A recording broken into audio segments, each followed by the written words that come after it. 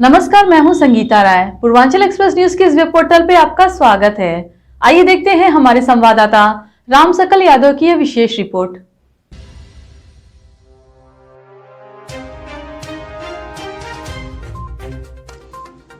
आजमगढ़ करीब 7 वर्ष पहले करोड़ों की लागत से बस स्टेशन की आधारशिला रखी गई। रेशमी साड़ी के लिए विश्व प्रसिद्ध नगरी मुबारकपुर में रेशमी बुनकरों कारीगरों की सुविधा के लिए सरकार ने बस स्टेशन की सौगात दी, जिससे कि क्षेत्र के विकास के साथ ही मुबारकपुर वासियों को यहां से बाहर आने जाने वाले रेशमी साड़ी व्यवसायियों के आवागमन की सुविधा के उद्देश्य से कई विभाग में बस अड्डा बनाया गया। भवन बनकर तैयार हो गया, लेकिन आज तक यहाँ बस नहीं पहुंची। बस अड्डा अभी तक लोगों को काम नहीं आया। रेशमी नगर के नाम से मशहूर मुबारकपुर में तत्कालीन सपा सरकार ने वर्ष 2014 में करीब 5 करोड़ की लागत से मुबारकपुर में बस स्टेशन की आधारशिला रखी थी। वर्ष 2018 में इस बस स्टेशन का लोकार्पण सीएम योगी ने किया था, लेकिन 4 वर्ष बीत जाने के बाद भी रोडवेज विभाग के ढीलमुल रवैये के कारण यहाँ बसों का संचालन आज तक नहीं किया गया। ऐसा भी नहीं कि मुबारकपुर में बसों का संचालन ही नहीं होता, लेकिन बस अड्डे तक बसों के न जाने के कारण उसका लाभ लोगों को नहीं मिल पाता। कभी कभार बस अड्डे के कैंपस में बसें खड़ी देखी जा सकती हैं, लेकिन ये बसें सिलेंडर वाली होती हैं, जिन्हें खड़ा करने के लिए जनपद मुख्यालय पर जगह पर्याप्त नहीं होती। यहाँ पर विभाग के कितने पदे और किन पदों की नियुक्तियां की गई हैं, ये जानकर भी आप हैरान होंगे।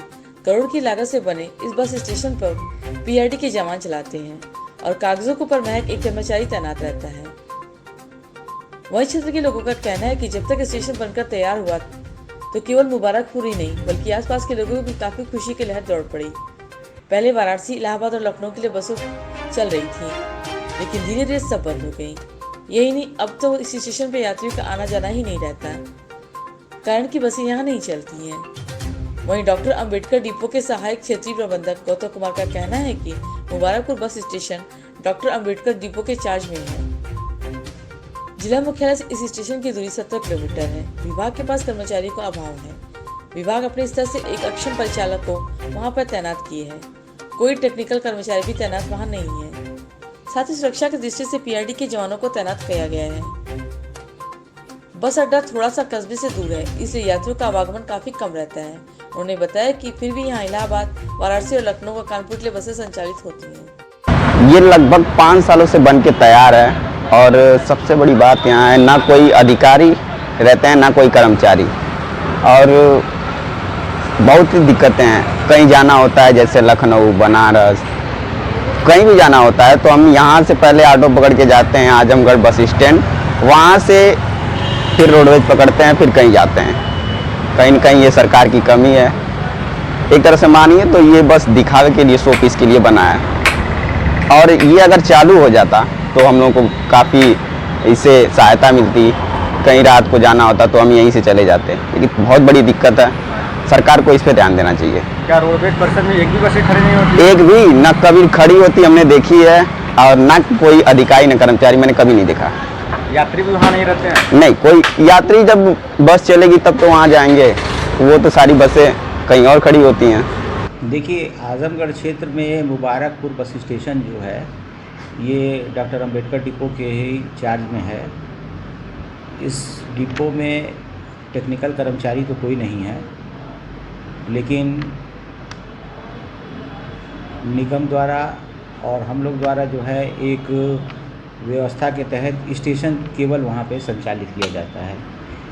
इस स्टेशन में चूँकि कर्मचारियों की थोड़ी अभाव है, इसलिए एक आदमी को लिपिक वर्ग को लगा दिया गया है, जो अक्षम एक हमारे परिचालक हैं उनको लगाया गया है। उसके अलावा वहाँ पे सुरक्षा की दृष्टि से 2-3 पीआरडी की ड्यूटी लगाई जाती है, क्योंकि जो निगम द्वारा उस पर काफ़ी पैसा खर्चा किया गया है और बहुत ही अच्छा वर्क स्टेशन है वो। पब्लिक की उपलब्धता थोड़ी वहाँ पे कम है, क्योंकि मेन सिटी से थोड़ा जहाँ पे डेंस पॉपुलेशन है वहाँ से थोड़ा सा बस स्टेशन थोड़ा अंदर के साइड में है। लेकिन हमारी 2 सेवा जो है वहाँ पे परमानेंट चल रही है, जो कि मुबारकपुर से इलाहाबाद पे चलती है। इसके अलावा मुबारकपुर से बनारस की सेवा आजमगढ़ डिपो वाले चलाते हैं, उनकी 4 गाड़ी उस पर संचालित होती है। दोहरी घाट की 1 गाड़ी है, जो कि वहाँ से कनेक्टिविटी शाम की है कानपुर की। ये लोगों सेवा का कहना है कि रोडवेज परिसर में बसें नहीं मिलती हैं। देखिए, रोडवेज परिसर में बस नहीं मिलती है, ये तो गाड़ियाँ जो हमारी टच करती हैं वो तो रहती हैं, वो तो जाती हैं परिसर में। लेकिन कुछ गाड़ियाँ चूँकि पॉपुलेशन थोड़ी सी बस स्टेशन पे परमानेंट नहीं रहती है, टाइम टेबल कुछ संशोधित किया जाएगा। अगर वहाँ की जनता का ये हो जाए कि कुछ गाड़ियाँ टाइमिंग से लगाई जाए लखनऊ के लिए, तो हम अपनी गाड़ियों को वहाँ पे बढ़ा देंगे। जो हमारी गाड़ियाँ लखनऊ अप डाउन करती हैं, वो सुबह के टाइम, दोपहर के टाइम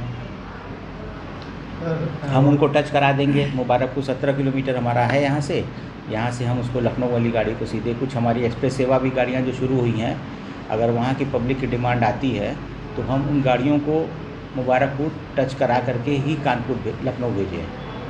ऐसी अगर पब्लिक की डिमांड आएगी तो हम श्योर कर देंगे। कितने वर्ष हो गए हैं उसको बने हुए रोडवेज को? देखिए, पिछले 5 वर्ष में ही इसका निर्माण हुआ है। हमको एग्जैक्ट डेट नहीं पता है क्योंकि उस समय मैं यहाँ पे था नहीं, लेकिन बिल्डिंग को देखने से लगता है कि बहुत ज़्यादा पुरानी नहीं है, नई बिल्डिंग है। कितने कर्मचारियों की तैनाती वहाँ हुई?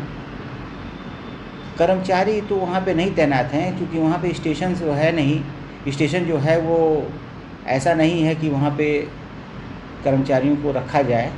अगर आवश्यकता पड़ेगी तो वहाँ पे रखा जाएगा, क्योंकि निगम में कर्मचारियों की संख्या दिन पर दिन घटती जा रही है।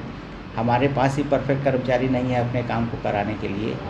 वहाँ पे अगर प्रशासन कहेगा तो वहाँ पे कर्मचारी बुकिंग काउंटर, क्योंकि बुकिंग काउंटर अभी हमारे आजमगढ़ में भी नहीं चल रही है, तो वहाँ पे बुकिंग कराने से भी कोई वो नहीं होगा, फ़ायदा नहीं होगा।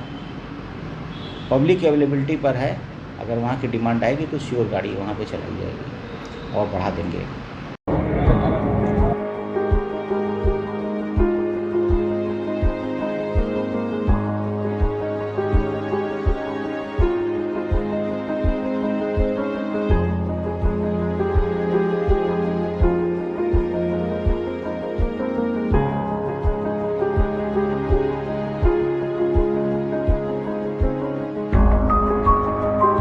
अगर आपको हमारी खबर पसंद आई हो तो हमारे चैनल को लाइक, सब्सक्राइब और शेयर जरूर करिए।